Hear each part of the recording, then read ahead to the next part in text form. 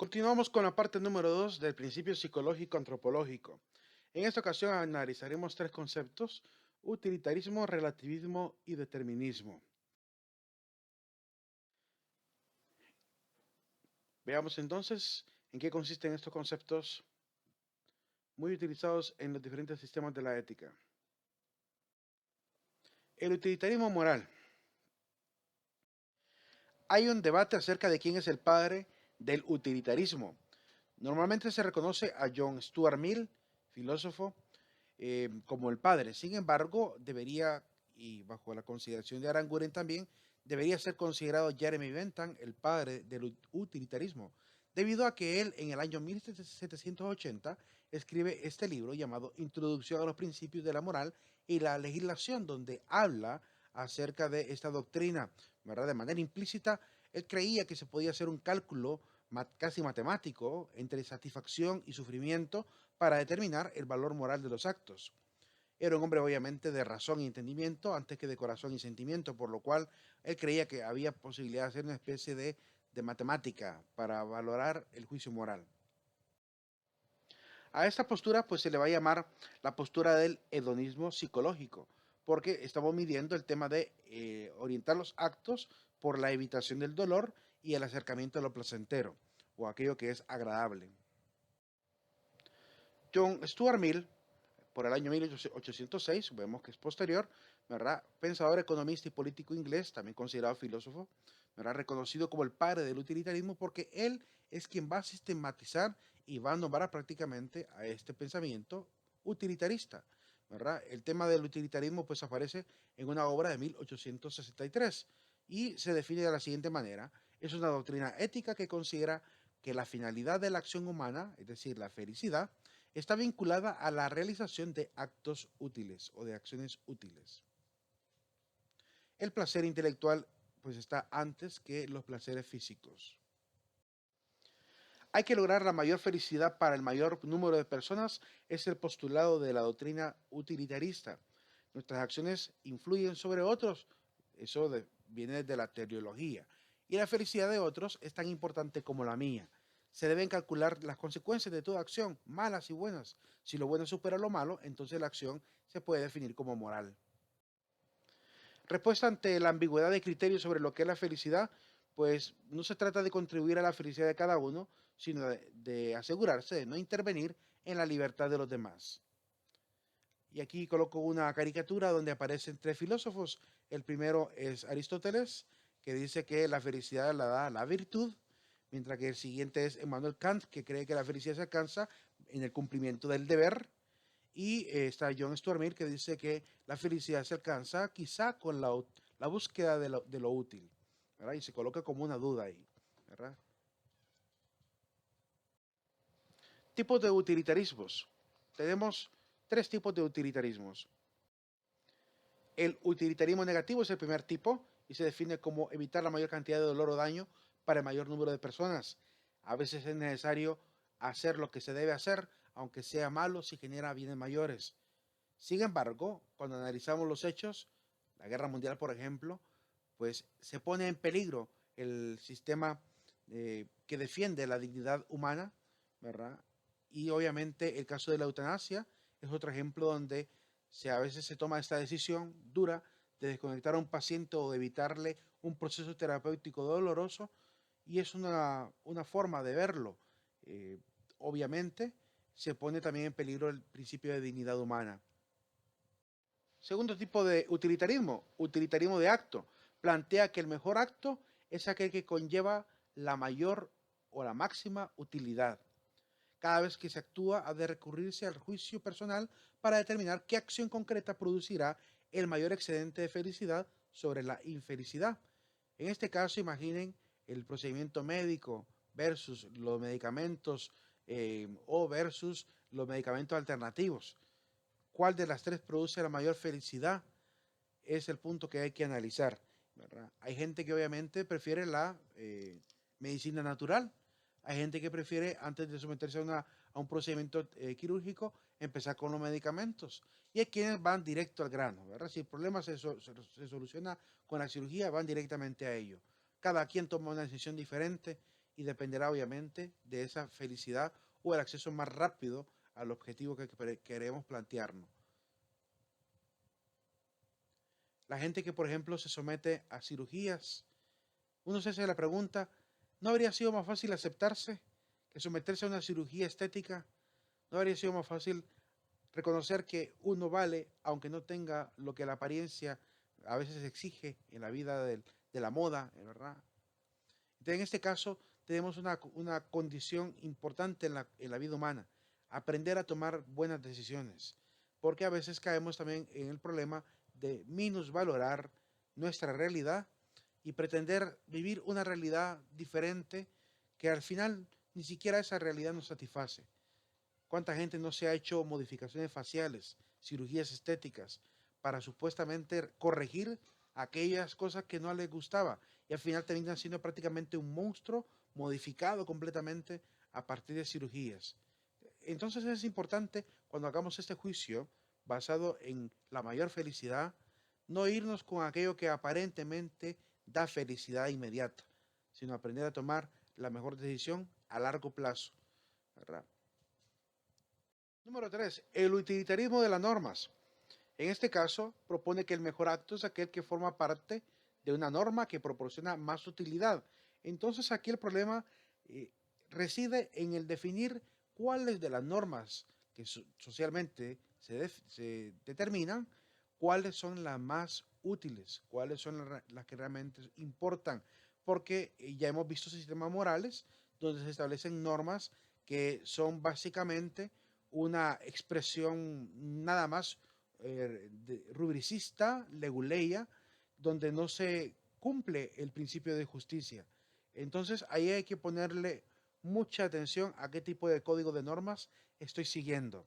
Porque antes normalmente se creía en el derecho romano, ¿verdad? Lex est lex, la ley es la ley.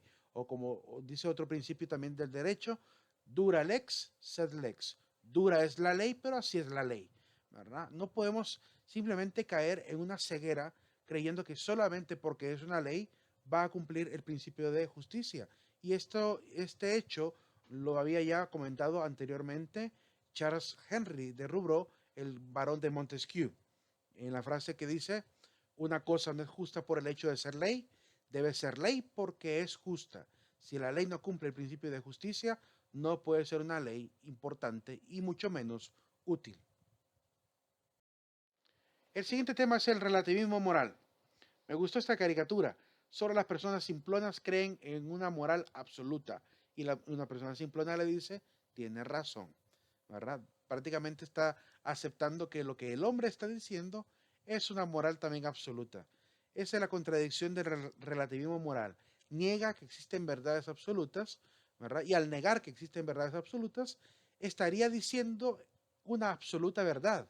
Y por lo cual entrarían en contradicción si es una absoluta verdad que no hay verdades absolutas, entonces sí hay al menos una verdad absoluta, que es este principio que coloca el relativista. Por lo cual el relativismo en muchos momentos se vuelve una contradicción, ¿verdad? Una especie de paradoja. Tenemos dos extremos existenciales, y a esto quisiera aludir pues a dos personajes que hablan de estos dos extremos existenciales, o mejor dicho, dos tipos de personas en la existencia, ¿verdad? O dos formas de ver la vida, de ver la existencia misma. La primera definición nos la va a dar el Papa Juan XXIII y la segunda definición nos la va a dar Voltaire. Dos tipos de personas. Aquella persona que piensa que todo es un desastre, que todo va a acabar, que hay hecatombes, catástrofes, profecías, ¿verdad? Ese tipo de personas Juan XXIII le llamaba profetas de las calamidades, ¿verdad? La gente que piensa que todo es desgracia, que ya se va a acabar el fin del mundo, que ya viene el anticristo. Ese tipo de personas comúnmente viven en su existencia temiendo al futuro. No podemos vivir de esa manera. El segundo tipo de persona es la que piensa todo va bien, es un mundo maravilloso, los políticos son buenos, la ciencia va avanzando, la técnica resuelve todo, somos felices. A este tipo de personas que viven en una burbuja social que les impide ver la realidad dolorosa del prójimo, a este tipo de personas que normalmente son utilizados por los políticos para hacerse del poder una y otra vez. A esta persona le llamaba voltear los tontos útiles, porque es la gente que cuando va incluso a elegir, no elige por conciencia, elige porque pues, le parece que todo va bien, ¿verdad? Y hay que seguir con el mismo sistema. Entonces caemos en esta dualidad de individuos, ¿verdad? Y es importante aprender a ver la vida con un poco más de control. No podemos caer en el extremo de ver todo con temor, ni tampoco caer en el extremo de ver que todo pareciera que va muy bien. El color de estos extremos, pues diríamos que los profetas de la calamidad son de color negro y los profetas y los tontos útiles son el color blanco. De alguna manera se nos invita a tener a veces la oportunidad de vivir quizá en medio, quizá en el justo medio que tanto hemos venido aludiendo, ¿verdad? Ser parte de ese gris normalito, que sí vemos con preocupación el futuro, pero tenemos los pies sobre la tierra y que al momento de ver la vida intentamos aprovechar aquellos momentos de felicidad, ¿verdad? Sin caer en la actitud de un pesimismo, por lo cual en la ética se nos invita a esto, a vivir no en un relativismo de que cada quien ve la realidad como le parece, sino aprender a ver la vida con objetividad, que hay cosas buenas, hay cosas malas, y las cosas buenas se deben procurar, las cosas malas se deben corregir. Pero no podemos vivir, como hemos mencionado, con las dos posturas anteriores. Hay gente que vive incluso en la irrealidad. Este tipo de jóvenes que hoy en día están saliendo, incluso el típico adulto un poco retrasado evolutivamente, o el típico adolescente que tiene 50 años, es decir, que vive amargado en su vida. Hoy en día tenemos muchísimo este tipo de personas, las personas que viven una realidad, lo quieren todo, lo quieren ya, creen que se lo merecen, creen que los demás le deben ese tipo de pleitesía y esperan a que suceda algún día, ¿verdad? Y obviamente no se esfuerzan por sí mismas, no luchan por sí mismas. No podemos caer tampoco en este tipo de personas que viven en una irrealidad. No quiero sonar a profeta de calamidades, pero hay una verdad que es absoluta. Hay que abrir los ojos. La realidad existe y la realidad es tangible. Y hay, obviamente, en la política, en la sociedad, hay formas de poder demostrar la objetividad de un hecho. Hay datos, hay estadísticas, hay controles, obviamente, a nivel de las poblaciones que permiten definir cómo está realmente nuestra realidad. Entonces es importante aprender también a ver esta verdad. Dice un economista que cité hace poco, Javier Milei, que los políticos y la gente que comúnmente con la cual él pelea, que la gente de izquierda, a lo que le tienen miedo es a los datos, porque los datos no mienten, la estadística y la matemática no miente. Y cuando a un político se le presenta el Producto Interno Bruto cayendo, se le presenta el índice de desarrollo humano cayendo, se le presenta el índice de pobreza, el analfabetismo, y se le presenta con datos de organismos internacionales la realidad cruda y evidente de una sociedad, no les gusta ese tipo de enfrentamientos, ¿verdad? Quieren tapar el sol con un dedo diciendo que nada pasa, que todo está bien. Entonces, obviamente, se niegan a aceptar la realidad y no podemos caer en ese tipo de actitud. Hay gente que no se atreve a verla, hay gente que vive en esa burbuja social, que no quiere ver el dolor humano. En una ocasión les decía a los jóvenes de trabajo educativo, jóvenes, tienen la oportunidad de hacer su labor en dos lugares, en la sala de enfermos terminales o en la sala de pediatría. Y lo hice a forma de prueba, a forma de experimento social. ¿A dónde eligen? Y la mayoría dijo pediatría. Nadie quiere enfrentar la dura realidad de cómo termina a veces la vida humana. Entonces tenemos que aprender incluso a aceptar nuestra debilidad, nuestra realidad y nuestra naturaleza. Es esta gente que vive encerrada en su propia burbuja de realidad y tenemos que aprender a hacer que también salgan de esa burbuja. Es el deber de nosotros como profesionales, ¿verdad? Hacer, bueno, mostrar los datos, mostrar las verdades para que de alguna manera rompamos esas burbujas y empecemos a enseñar a los demás a vivir en la realidad.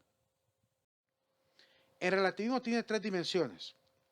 Por un lado, hay un relativismo de tipo cognitivo, cuando debatimos, por ejemplo, desde dos puntos de vista el mismo fenómeno y cada uno desde su punto de vista tiene cierto grado de verdad. Número 2, en relativismo moral.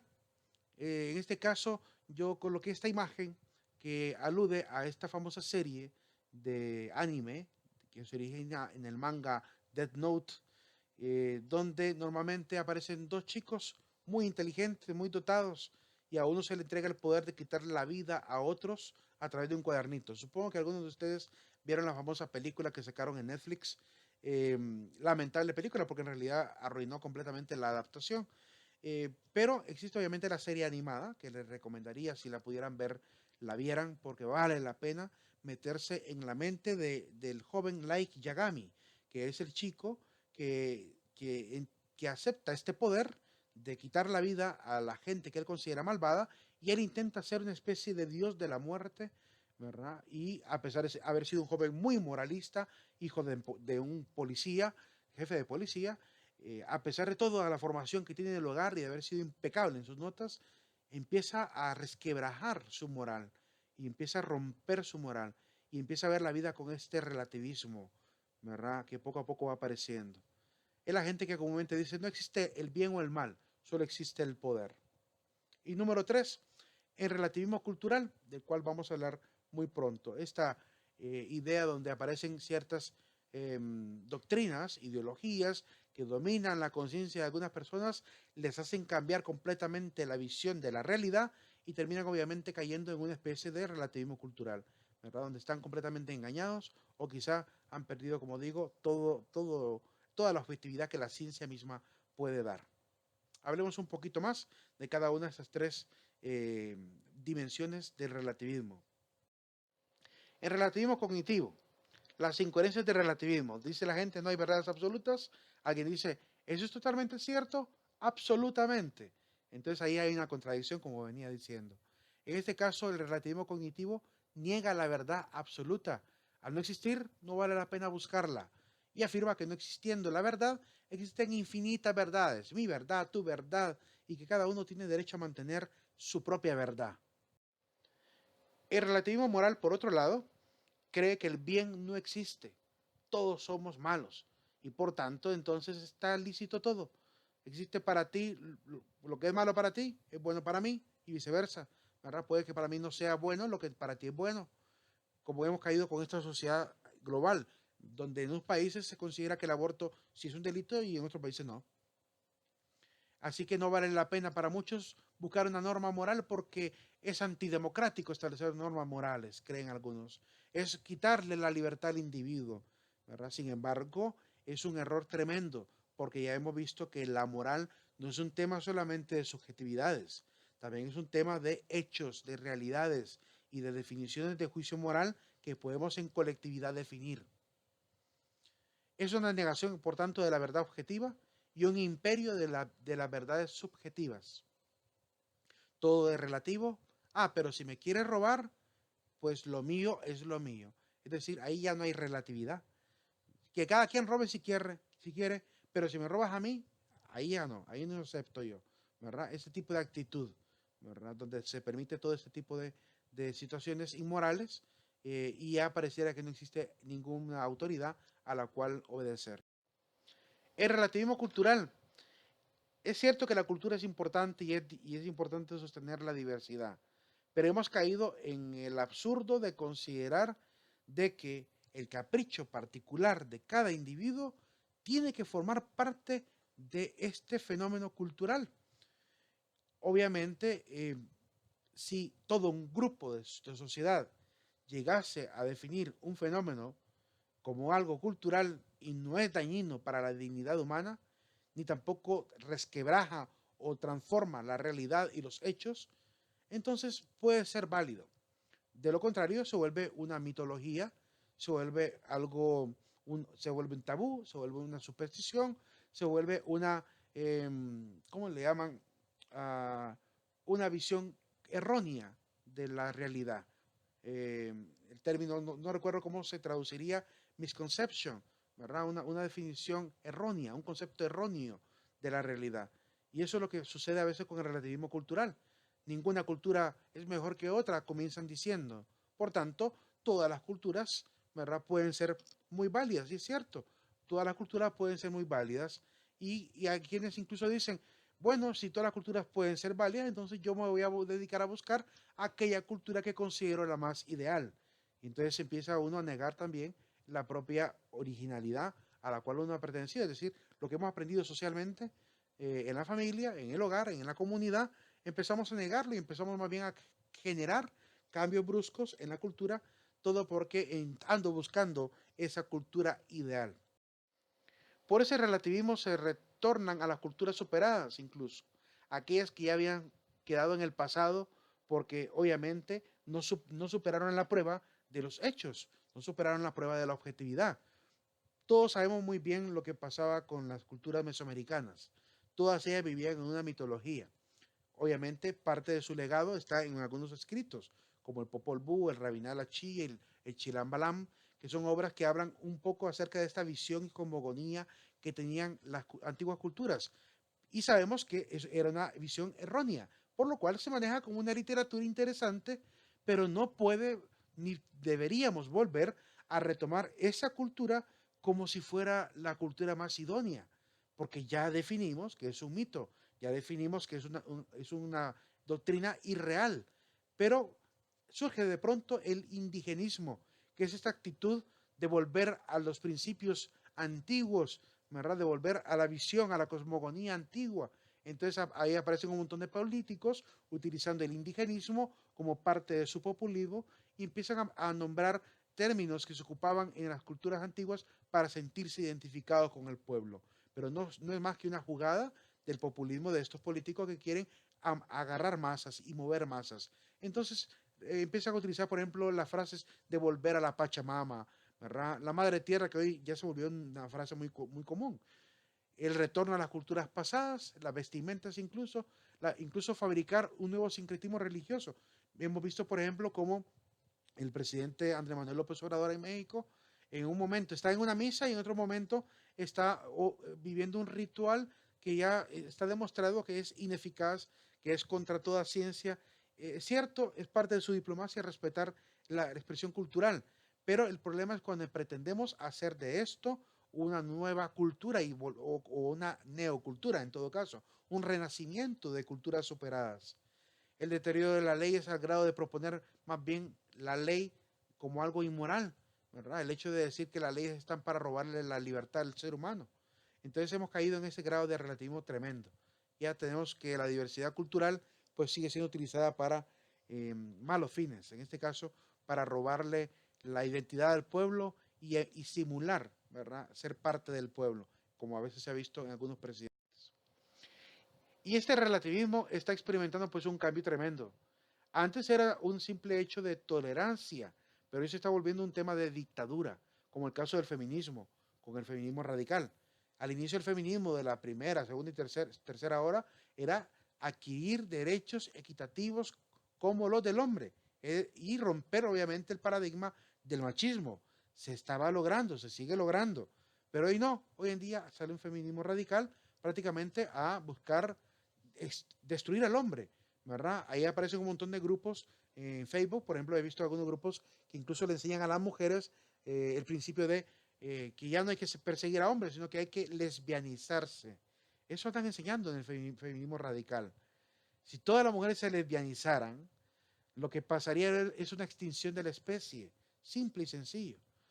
Pero han caído en esta incoherencia y en esto absurdo. Ya no basta pues la tolerancia, sino que ahora quieren obligar a apoyar las causas y sistemas porque si te opones incurres en una ofensa e incluso incurres en un delito. Ellos tienen la oportunidad de ofender a la religión, de ofender a los pro vida, de ofender a toda la gente que defiende la dignidad humana, que está en contra de la inculturización en las escuelas de esta ideología de género. Pueden criticar e insultar a todo el mundo. Ah, pero si se meten con uno de ellos, todos brincan. Si uno ejerce el derecho de opinión, todos brincan. Entonces es lamentable que hemos caído en este tipo de intolerancia. Los que se consideran, ¿verdad?, reyes de la intolerancia en este mundo son sumamente intolerantes. Antes era solo necesaria la tolerancia. Hoy creo que va a ser necesario incluso defenderse, porque han llegado al grado de incendiar, ¿cómo se llama?, predios públicos, manchar paredes, destruir vidrios, ¿verdad? En Argentina, por ejemplo, intentando quemar una de las iglesias, quemaron hasta un perro. Es decir, han llegado a este grado del extremismo, donde ya no parece que hay mucha sensatez. El Ministerio de Igualdad no recomienda no leer cuentos clásicos por considerarlos machistas. A ese nivel están llegando, a una especie de feminacismo se le ha llamado. Así sea, de hecho la Real Academia ya ha reconocido que la palabra feminacismo es una palabra muy utilizada y ya se volvió muy común. Probablemente más adelante aparezca en el diccionario. Por ahora solamente hay un tweet donde la Real Academia aclara la definición de lo que es feminacismo, que es una especie de concepto, obviamente, que intenta generar burla a esta postura del feminismo radical. Se refiere básicamente a ello, ¿verdad? Que es una forma, ¿cómo, ¿cómo decía exactamente la definición? Se me escapa. Es una forma peyorativa, así dice, es una forma peyorativa para referirse a las feministas radicales. En este caso, obviamente, hemos visto ya muchos ejemplos en Argentina, por ejemplo, cuando salió el tema del aborto, cuántas feministas no salieron a la calle y hicieron tanto show, ¿verdad? Que hasta se han convertido en memes, muchas de ellas, porque han llegado al grado de ser demasiado intolerantes, ¿verdad? Y en Estados Unidos es muy común ver videos de recopilaciones de estas actitudes muy irracionales. Me violenta intelectualmente tu feminismo, diría más de alguno de izquierda. Eh, es decir, se ha caído en esta especulación, se ha caído en esta absurdidad y se ha perdido obviamente la objetividad. El error de la tolerancia. Tardíamente llegamos a comprender que al intentar ser tolerante con las personas, terminábamos siendo absorbentes de ideologías. Y se preguntarán, ¿y estaremos siendo muy absorbentes? Pues bastante. Ya hemos visto camisetas como esta. Sin novio, no hay problema. O esta otra camiseta. Si el problema es estar con un hombre, vota al hombre. Entonces, generamos obviamente ese tipo de intolerancia, ¿verdad? Donde es casi común y ya se maneja muy fuertemente en las redes sociales el término de feminazi y el término de hembrista para este tipo de actitud, que ya no es un feminismo, ¿verdad? Y aludo al feminismo porque es una de las ideologías más relativistas que existen, además de la comunidad LGBT, que también es otra de las ideologías bastante relativizada, al grado que cada actitud humana hacia un gusto se convierte en una nueva parafilia, diríamos, o desviación sexual, diríamos de manera objetiva, pero se vuelve básicamente en una nueva expresión de la libertad que hay que aprender a aceptar. Y no solamente aceptar, sino que tendríamos que llegar a aceptar que esa postura absurda que se puede llegar a observar, y seguramente señalaré más de alguna, termine siendo enseñado en los sistemas educativos de nuestros países, como si fuera algo normal, cuando realmente desde de la psicología, cualquier psicólogo sabría perfectamente, un psicólogo sensato y objetivo, sabría perfectamente que no es una postura realmente científica, sino que es una postura caprichosa. Si yo me creo un unicornio, ¿y quién me puede decir algo? Si yo me creo, no sé, un perro, pues ¿quién me puede decir algo? Porque yo obviamente es mi realidad, así soy, así nací, ¿verdad? Y tienen que aceptarme tal cual, si no son unos intolerantes, perrofóbicos, unicórnicos, ¿verdad? Unicorfóbicos sería en todo caso. Es decir, caemos en ese hecho, ¿verdad? De caer en el absurdo y de empezar a querer ser no solamente tolerantes, sino cómplices de esta actitud caprichosa, ¿verdad? Como hace poco leía un joven, pero una chica que se hizo hombre o se modificó para ser un transexual como hombre, se creyó en un tiempo hombre y actualmente después se volvió transexual y después llegó a aceptar que ya ni siquiera es humano, ahora dice que es extraterrestre. Entonces, a ese nivel de comportamiento ilógico e irracional. Pero hay una verdad. Hemos tolerado afirmar que la verdad tiene derechos y sin embargo es un error, porque la verdad no necesita tener derechos. El cardenal Ratzinger nos recordaba eso. El sujeto de derechos solamente es la persona humana. La verdad que intento defender no es una doctrina de derechos. Entonces, ¿qué es la verdad? Ahí caemos obviamente en la famosa pregunta que le hizo Jesús a Pilato. ¿Qué es la verdad? Porque hemos caído en esta relativización también de lo que son los hechos de la realidad y la verdad misma. Miren esta postura, por ejemplo, de Alejandro Lerner, que quiere sonar muy poética. Defender mi ideología, buena o mala, pero mía, tan humana como la contradicción. Suena muy bonito, suena muy romántico, pero es una burrada, es una tremenda burrada. ¿Por qué? Simple y sencillamente por lo siguiente. Porque si es mala mi ideología, alguien racional tiene que corregirla para no seguir en la contradicción. No puede sostenerla sabiendo que es incorrecta. No puede sostenerla sabiendo que puede estar en error. El deber humano, el deber racional del individuo es que siendo un hombre de ciencia, un hombre de inteligencia, de entendimiento, un hombre de sabiduría, aprenda obviamente a definir las verdades y a defender obviamente con argumentos lo que pretende instaurar. Así que cualquier doctrina tiene que pasar por el tamiz de la defensa argumentativa científica. Si no cumple el criterio universal de validez, no puede ser considerado válido, ni mucho menos pretender defenderlo. Entonces hay un gran error, porque se va en contra de la lógica y por simple capricho.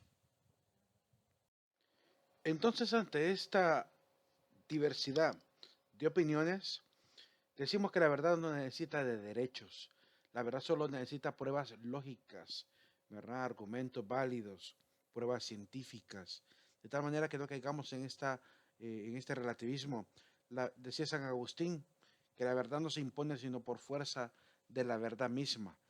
En un debate, por ejemplo, de Agustín Laje, este famoso defensor pro vida y también reconocido a nivel de la lucha contra el feminacismo, el embrismo de este feminismo de nueva ola que ha aparecido. En un debate en República Dominicana decía algo en respuesta o réplica más bien a una abogada, creo que estaba en el foro, bueno, en esa entrevista, y la abogada quiso rebatir uno de sus argumentos burlándose y diciendo que era un cúmulo de contradicciones. El hecho fue que ella le pidió que definiera qué es el feminismo y Agustín Laje le dio una magistral definición de lo que es objetivamente el feminismo hoy en día, diferenciándolo obviamente del feminismo anterior, y ella en vez de rebatir qué es lo que realmente tenía de contradictorio, simplemente se limitó durante toda la entrevista a decir que eran simplemente contradicciones. Al final, Agustín Laje le dice a ella que quizás lo que le molestaba, porque eso fue subiendo de tono su molestia, ¿verdad? Y su risa, también su mofa. Al final, Agustín Laje le dice lo que a ti te incomoda, ¿verdad? Es no poder tener argumentos para demostrar la contradicción por la cual, pues obviamente, minimizaba la definición que él había dado al inicio. Con esto quería decir Agustín Laje que cuando se debate, cuando se exponen las ideas, hay que hacerlo con argumentos, ¿verdad? Hay que hacerlo con pruebas, porque no solamente es descalificar al contrincante en un debate moral, sino demostrar por qué hay error o por qué hay contradicción. Por tanto, podemos respetar las ideas, sea cual sea, pero eso no vuelve la idea una realidad. Respetamos el derecho a tener ideas, pero no se puede obligar a que la idea sea ley para todos, si no se demuestra como verdad. Es decir, decía Agustín Laje, y vuelvo a citarlo en este debate de República Dominicana, decía, por ejemplo, al pretender instaurar las ideologías que van contra la ciencia como una ley, como por ejemplo la ideología de género en la enseñanza educativa, como lo están intentando hacer en algunos países o ya lo están haciendo en algunos países, estamos llevando en el camino de instaurar esta dictadura de la ideología, estamos generando una contradicción contra ciencias importantísimas, contra la biología, contra la neurología, contra la embriología, contra la genética, contra la anatomía, contra la fisiología. Es decir, generamos este grave problema.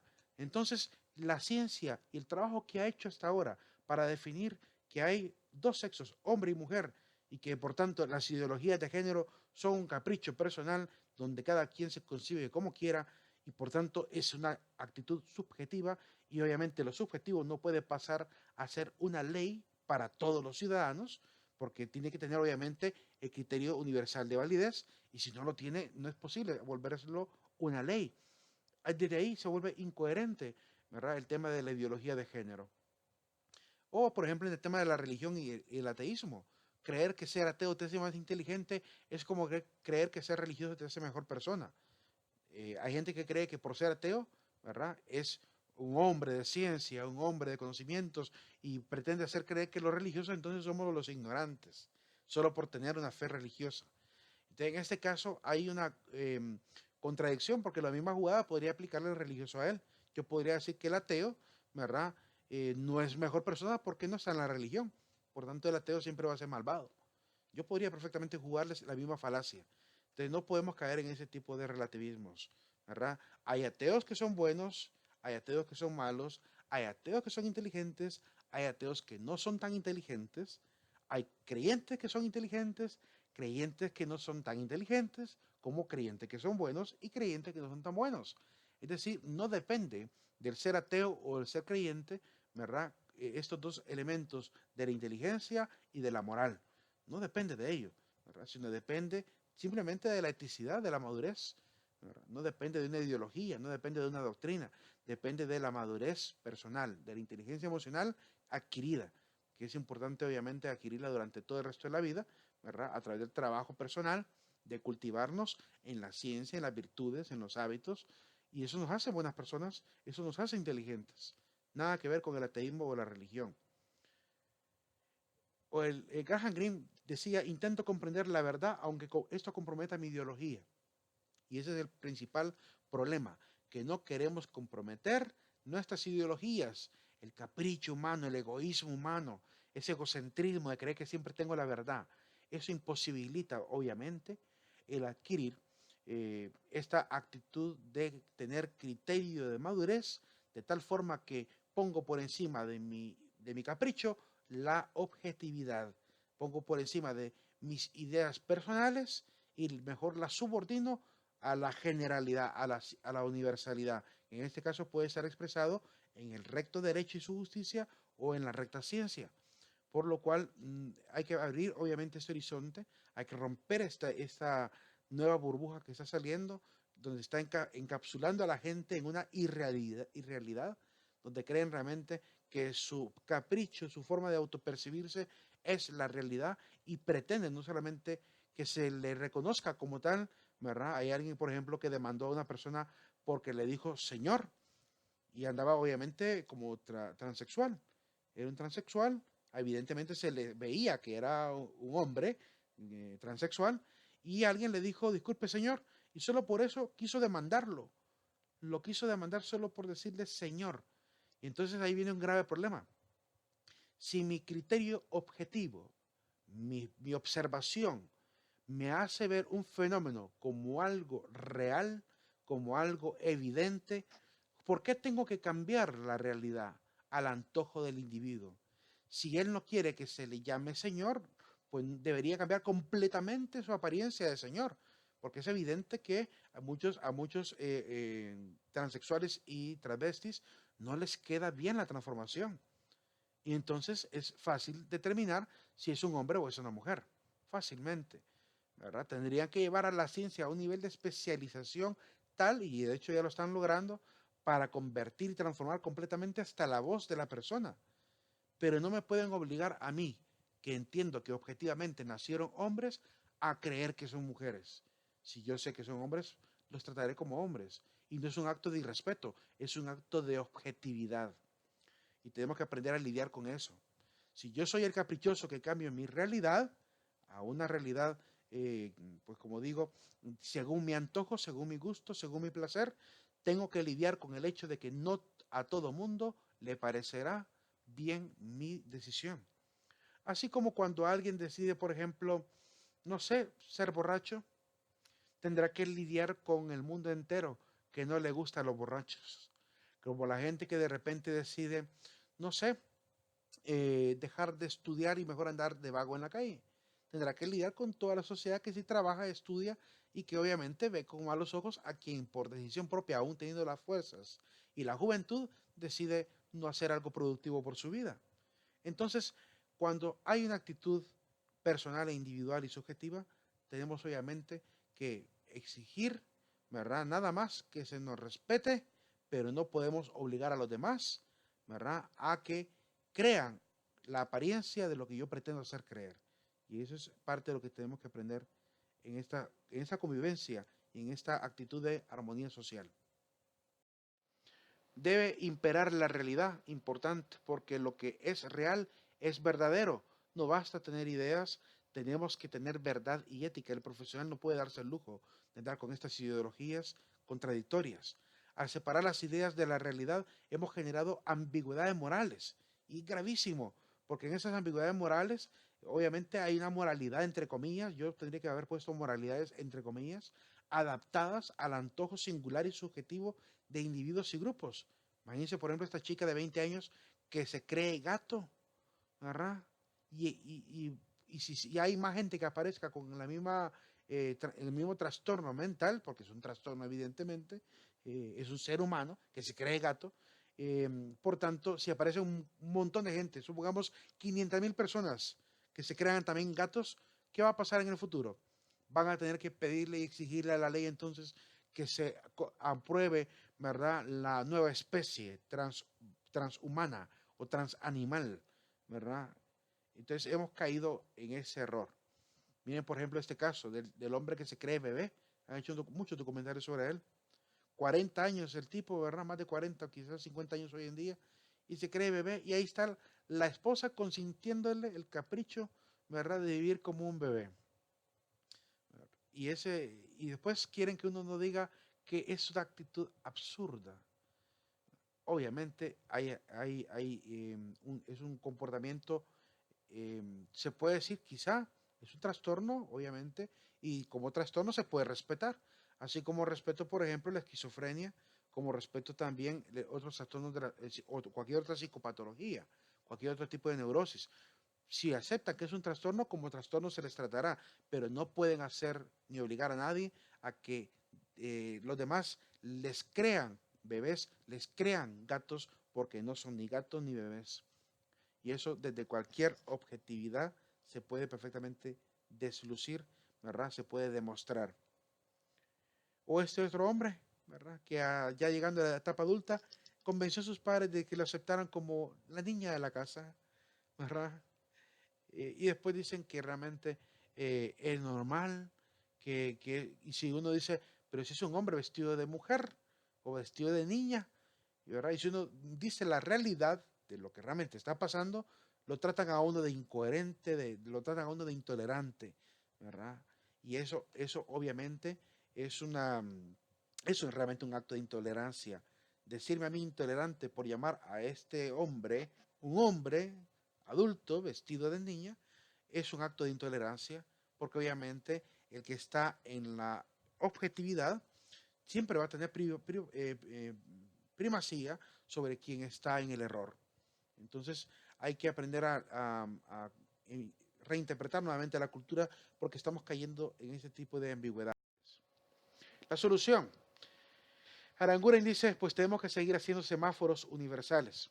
Es decir, tenemos que lograr algo como lo que se logró con el semáforo. Universalmente el semáforo tiene 3 colores.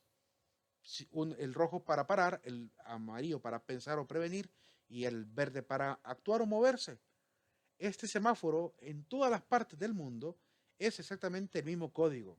Es decir, podemos afirmar que la humanidad al 100%, obviamente quitando a la gente que no maneja, pero la gente que maneja al 100% sabe el significado de un semáforo, y nadie se atrevería a decir en sus cabales que el verde es para parar, que el amarillo es para avanzar y que el rojo es para prevenir. Nadie le cambiaría el sentido, porque ya hemos logrado ponernos de acuerdo universalmente sobre este hecho. ¿Y a qué quiero llegar? Bueno, que hay que entonces hacer lo mismo con las leyes internacionales, ¿verdad? Es decir, tenemos que definir una sola moralidad que sigamos todos y que sea tan inflexible como el semáforo. Usted va a cualquier parte del mundo y si se pasa el rojo, comete infracción. Si pudimos llegar a ese acuerdo universal con el semáforo, ¿por qué no llegar a un acuerdo universal con las leyes, con la moralidad? Soñamos de alguna manera que algún día pase. ¿Existirá quizá ya este semáforo universal? Pues desde el punto de vista de los cristianos decimos sí, ya existe, pero con el tiempo se ha ido debilitando el significado y se ha ido debilitando la fuerza que tiene sobre la acción o la conducta humana. Y por diferencias ideológicas empiezan a minimizarse o incluso se empiezan a abandonar como si no fuesen una gran verdad. ¿Y a qué semáforo nos estamos refiriendo? A los 10 mandamientos. Si recordamos bien, los 10 mandamientos han sido la base ética del comportamiento humano en los últimos años. Son también un parámetro universal moral. Y si vemos la estructura de los 10 mandamientos, podemos notar que los primeros 3 mandamientos, ¿verdad? Desde el mandamiento 1 al 3, son mandamientos relativos al amor que le debemos a nuestro Creador. Aún si por los ateos quitáramos esos 3 mandamientos y dijéramos, bueno, los ateos nunca van a aceptar que existe Dios, por tanto, para beneficio universal, bueno, quitemos los 3 mandamientos, ¿ok? Es decir, si nos quisiéramos poner de acuerdo a nivel social. Del mandamiento 4 al mandamiento 10, ¿hacia quién debemos el comportamiento o la conducta? ¿Hacia Dios o hacia el prójimo? Hacia el prójimo. Es decir, los últimos 7 mandamientos son mandamientos para la armonía social, para la armonía entre hombres y, de este mundo, de hombres y de mujeres. Y obviamente, si viviésemos los últimos 7 mandamientos, todos los seres humanos al 100%, no tendría ningún reparo en decir que habríamos alcanzado la sociedad perfecta, porque la honra a nuestros padres se traduce también como honra a los que tienen autoridad. Entonces habría respeto a la autoridad. El no matar, obviamente, implica respetar toda vida. Y no solamente la humana, también la vegetal, ¿verdad? También la animal. No matar, dice el mandamiento. No dice no matar al ser humano. Dice simplemente no matarás. Es decir, no acabar con nada de aquello que tenga vida. No cometer adulterio. ¿Cuáles conflictos de infidelidad? Si cumpliéramos con este mandamiento. No robar, ¿verdad? No habría corrupción, no mentir, no habría obviamente este movimiento de influencias, todo el mundo entregaría en tiempo y forma todos sus deberes, todas sus diligencias, nadie mentiría ni robaría en el trayecto de su desempeño como profesional, no desear la persona de otro, ni codiciar los bienes ajenos, ¿verdad? En este caso, esta división de los mandamientos, no me había fijado, esta división de los mandamientos es la que hacen los hermanos evangélicos. La que hacemos los hermanos católicos, colocamos obviamente separado el mandamiento que dice no desearás la mujer de tu prójimo ni desearás los bienes ajenos. Separamos ese mandamiento como el no desear los bienes como uno y el no desear a la mujer como otro, para separarlo. Porque el mandamiento de amar al prójimo como a uno mismo, ese mandamiento es del Nuevo Testamento. Y obviamente no puede formar parte de la ley del Antiguo Testamento. Porque este mandamiento de amar al prójimo como a uno mismo, lo puso Jesucristo en el Nuevo Testamento. Por tanto, no era parte de los 10 mandamientos. ¿Dónde estaban este mandamiento del amor al prójimo? Al cumplir los 7. Al cumplir los 7 mandamientos que llamamos los mandamientos para con los hermanos, para con el prójimo, ahí cumplimos el amor al prójimo. Así se complementa la ley en estos 2 mandamientos, que es amar a Dios y amar al prójimo. Pero no tendría que estar enumerado al final, ¿verdad? Tendríamos que separar el mandamiento 9, en desear la persona y los bienes, como 2 mandamientos por separado. Además, si uno analiza dónde está citado los 10 mandamientos, que está en Éxodo capítulo 5 y está, pero capítulo 20 y en Deuteronomio capítulo 5, podemos ver que en Deuteronomio se esclarece un poquito más esta separación, por lo cual simplemente corregir eso, ¿verdad? Valió la pena en todo caso haber dejado la imagen para hacer esa aclaración, que el mandamiento que agregan aquí los hermanos evangélicos no es parte de los 10 mandamientos del Antiguo Testamento, sino que está implícito en los 7 mandamientos que hemos mencionado. La siguiente doctrina, además del utilitarismo y del el relativismo, es el determinismo. y se define como una doctrina filosófica que afirma que cualquier acontecimiento mental o físico responde a una causa y así una vez dada la causa el acontecimiento ha de seguirse sin posible variación, incluso aquellos actos evolutivos. Es decir, que la voluntad está predeterminada. En el determinismo el azar no existe, se niega completamente que haya azar, niega también la contingencia, que es la posibilidad de que algo ocurra o no ocurra, y niega eso opuesto obviamente a la indiferencia. Por ejemplo, si yo pasara ante un mendigo, el problema de darle o no darle una ayuda. Algunos al inicio del pensamiento pues, de la indiferencia moral dirían, ¿para qué le voy a ayudar? Si en todo caso, si paso o no paso, él igual sigue siendo un mendigo. Entonces no cambia en nada su realidad, no la cambio para nada. Por tanto, darle o no darle es irrelevante. Y obviamente se cae en esta pasividad moral de no colaborar nunca con la solidaridad. Entonces, en este caso, el determinismo no puede caer en ese error, por lo cual es opuesta a la indiferencia. Los acontecimientos precedentes no determinan de un modo definitivo los subsiguientes. Es más o menos el pensamiento que se maneja dentro del determinismo. Y quiero ejemplificar un poquito el verdadero determinismo al cual se está llegando hoy en día con algunos conocimientos de la nueva ciencia, médica sobre todo, física también.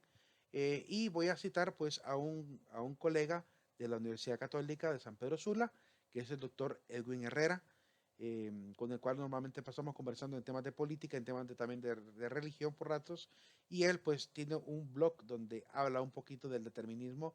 Él no quiere aceptar que es determinista, pero me parece una postura realmente determinista, eh, aunque él quiere dejar como la puerta abierta, ¿verdad? Se metió a la casa del determinismo y a la vez deja como la puerta abierta como para decir, no, yo solamente vine a ver cómo estaba el ambiente.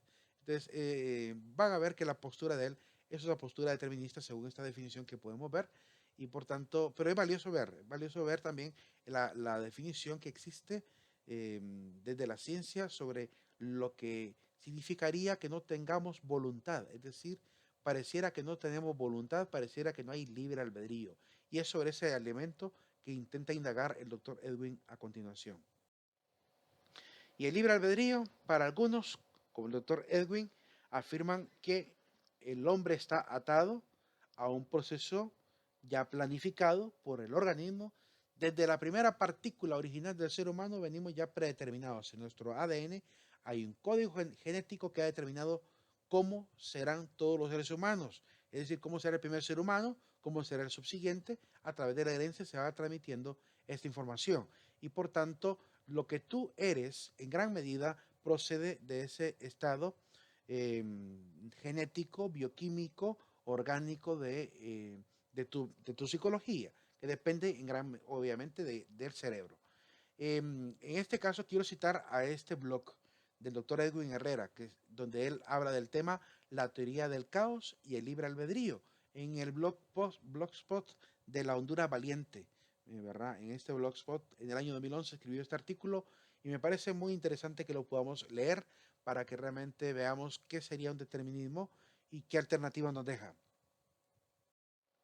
La teoría del caos y el libre albedrío, como un electrón puede salvar el universo. El tema es un poquito largo, pero también dice algo muy interesante.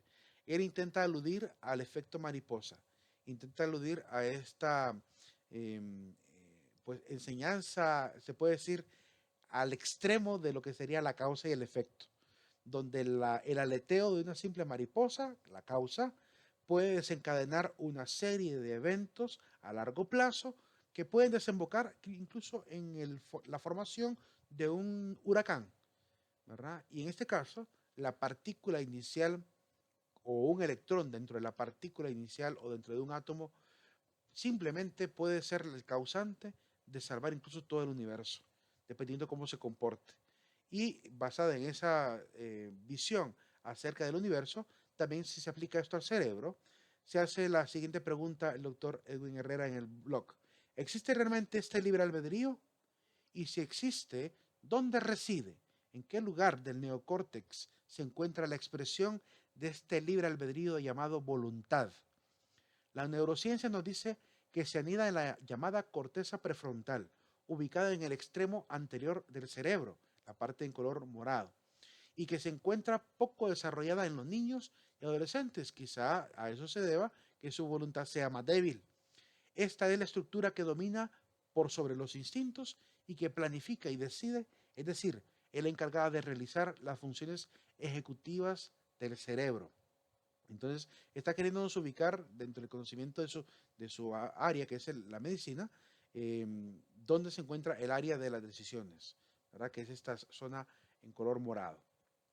También existe cierto tipo de neuronas que se encuentran especialmente en la corteza cerebral que tienen la capacidad de iniciar un impulso nervioso por sí mismas, como el electrón en el átomo, que puede desencadenar una serie de eventos. Pues bien, la voluntad y el libre albedrío deben originarse en estas neuronas especiales, pero aún el disparo de estas neuronas automáticas depende de un conjunto de procesos electroquímicos en su interior que darán como resultado lo que se denomina un potencial de acción. Finalmente, toda acción o decisión tomada por un ser humano depende de procesos físicos, químicos y eléctricos en el interior de las neuronas que estarán determinados por procesos anteriores.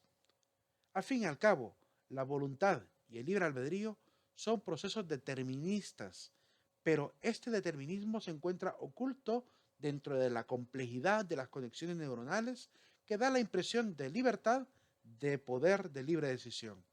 Por lo cual, desde la conciencia diríamos sí tenemos libre albedrío, pero como el libre albedrío depende de este proceso oculto, como él dice, pareciera ser que incluso hasta las decisiones son determinadas. Pensando en este sentido, veamos por ejemplo el caso de una fiesta. Cuando a uno le invitan a una fiesta, uno tiene que tomar la deliberación de ir o no ir, como cuando te invitan incluso a una cerveza o cuando te invitan de repente a hacer algo indebido. En ese caso, tiene que haber un proceso de deliberación. ¿Y de qué dependerá esa deliberación? Solamente de este fenómeno, que sería más bien un holograma de realidad que nos forjamos en nuestra psicología, en nuestra mente, de creer que estamos decidiendo, dependerá realmente de ese holograma de deliberación, de esa voluntad aparente, o dependerá realmente de nuestro estado bioquímico, de nuestro estado hormonal, del tipo de segregación hormonal o bioquímica que se desarrolla en el neocórtex. Porque a esto está aludiendo realmente Edwin Herrera, según logro entender, ¿verdad? Yo no soy médico y es lo que logro entender. Me parece que está aludiendo a esta situación. Cuando vamos a tomar una decisión, dependiendo cómo esté toda la realidad bioquímica de nuestro cerebro, la decisión puede ser opción A, opción B, e incluso opción C. Un mundo de posibilidades de decisión. Digamos que la opción A sea sí voy a ir a la fiesta, opción B es no voy a ir a la fiesta. En este caso, al tomar la decisión moral, entre comillas, la decisión o la deliberación moral, ejercer el juicio de la razón, el sí o el no dependerán de mi estado anímico y el estado anímico depende obviamente de la bioquímica corporal, depende de nuestro organismo, de nuestra fisiología. Puede que me sienta muy agotado mentalmente o físicamente y eso mande señales a nuestro cerebro de indisposición, por lo cual mi decisión va a ser negativa. No voy a ir. Incluso a veces lo llegamos a justificar. Llegamos a decir, no, no voy a ir porque me siento un poco reventado este día. Y con eso, con esa frase, estoy expresando, proyectando al exterior lo que bioquímicamente siento en mi ser, en mi organismo. Por otro lado, si he tenido quizá una depresión de la cual quiero salir y está el deseo y el ansia de salir y me invitan a una fiesta, la decisión cuál creen que sea, vámonos, porque realmente quizá quiero escapar a la realidad. Y eso se nota en una explosión, quizá, no sé, de dopamina, de algún tipo de hormona en el cuerpo, que obviamente impulsa la alegría, impulsa, ¿cómo se llama?, la excitación, y en este caso genera las ganas de salir, las ganas de irse, de salir de la realidad depresiva en la cual uno se encuentra, por lo cual la decisión será si voy a la fiesta. Entonces, ante este hecho, pues el determinismo, yo podría decir, se ha vuelto mucho más especializado de lo que la filosofía ya lo tenía avanzado. gracias a la medicina, a la neurología, se puede ir a analizar aún más el determinismo hacia estos pues ínfimos y pequeños lugares ocultos en en la capacidad cerebral del organismo humano. Por lo cual considero muy valioso el aporte del doctor Edwin Herrera. Me parece que le debo realmente una gran disculpa porque había leído a la carrera ese documento y no había valorado en real medida eh, la importancia que tiene realmente esto para expresar de mejor manera el tema de la libertad, el tema del libre albedrío que tanto lío ha dado alrededor de la filosofía. ¿Verdad? Nos ha faltado muchos médicos realmente en la filosofía que pudieran esclarecer, pero más aún nos ha faltado la ciencia moderna, que es lo que realmente le ha dado al doctor Edwin todas las bases para afirmar y llegar a un buen puerto, ¿verdad? Para definir realmente en qué consiste la libertad. Pero no nos sintamos mal. Él al final del artículo incluso viene a decir que pues como está oculto toda esa realidad, en este mundo de posibilidades hay posibilidad de todo, de la espiritualidad, de la imaginación, ¿verdad? Y obviamente hasta de la impresión de libertad y de este poder que todavía nos pertenece, porque es parte de nuestra estructura humana, que es la libertad de decisión. Confusión con el fatalismo. El determinismo se suele confundir con la actitud de creer que pues ya no hay nada más que hacer, ¿verdad? Afirma que todos los acontecimientos ocurren de acuerdo a un destino fijo e inexorable que no está ni controlado ni influido por la voluntad de los individuos. Los eventos no ocurren de acuerdo a la ley natural. Para muchos, ¿verdad? Los eventos ocurren por un designio misterioso sin recurrir al orden natural, como que hay algo místico en el universo, ¿verdad?